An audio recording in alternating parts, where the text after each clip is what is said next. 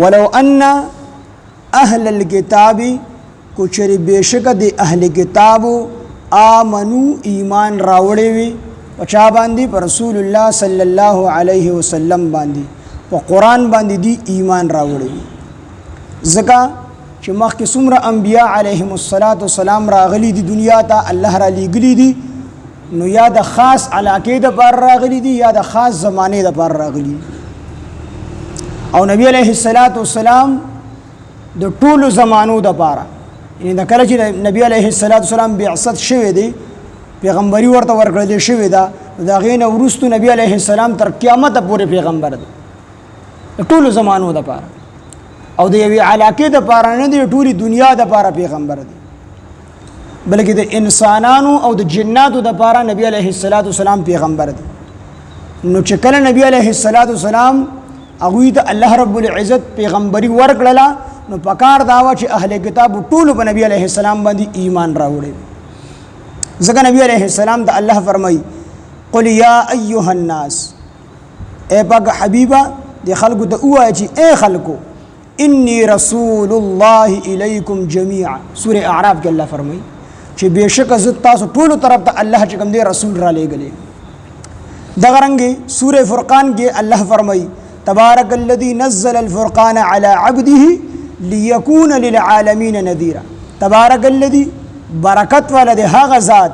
نزل الفرقان چې نازل کړی دی فرقان یعنی قران على عبده خپل بنده باندې یعنی محمد صلی الله علیه وسلم باندې ليكون للعالمين نذيرا د پاره دی چې شي د عالمونو د پاره يرونکي یعنی نبی علیه السلام د عالمونو د پاره الله رب العزت پیغمبر را لګری دی يرونکي را لګری تاسو حدیث مبارک کې نبی علیہ السلام فرمای چې بعثت الى الاسود والاحمر الله رب العزت یعنی زور علی ګلی شوی ما د اسود د تور د بارا والاحمر او د سور د بارا والى الجن والانس او انسانانو او پیریانو ټول ته الله ز پیغمبر را لګلی سور او سپین هر قسمه انسانانو ته او دغه رنګ پیریانو ته الله رب العزت ز پیغمبر را لګلی نبی علیہ السلام د ټولو زمانو د پاره او د غرنګي د ټولو علاقو د پاره الله رب العزت پیغمبر را لګري نو پکار وا چې اهل کتابو په نبی علیہ السلام باندې ایمان راوړي نو الله فرمایي ولو ان اهل الكتاب او کو چېر بشک دي اهل کتاب امنو ایمان راوړي وي په نبی علیہ السلام باندې واتقوا او فرهزګاری کړي وي لکفرنا نو خامخا مونږ لر کړیو عنهم د دوینه سیئاتهم د دوی ګناهونه انسان چې کله ایمان راوړي په سچ باندې نو د کفر په حالت کې چې څومره ګناهونه د کړی دي دا ټول ورته الله پاک جل شانه معاف ځکه چې الاسلام يهدم ما كان قبله اسلام هر هغه سیس ختمي کوم چې د اسلام نه مخکې د کړی دي څومره ګناهونه د اسلام نه مخکې کړی دي دا ټول په اسلام سره ختم شي نو الله فرمایي لکفرنا خامخا به مونږ لري کړیو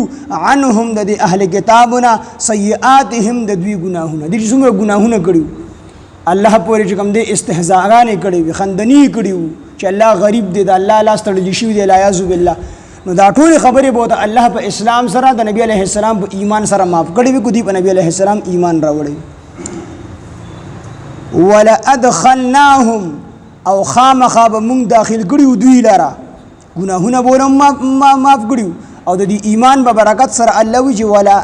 ادخلناهم او خامخا مونږ داخل کړیو دی لاره جنات النعیم د نعمتونو په باغونو کې جنت ته الله وی دی داخل کړي چې ایمان راوړې ویني گناهونه بولم معاف کړیو مونږ او دغه ایمان په برکت سره دی مونږ جنت ته داخل کړي خودي ایمان نه دی راوړې نو ول مونږ گناهونه معاف کړل او نو دی مونږ جنت ته داخل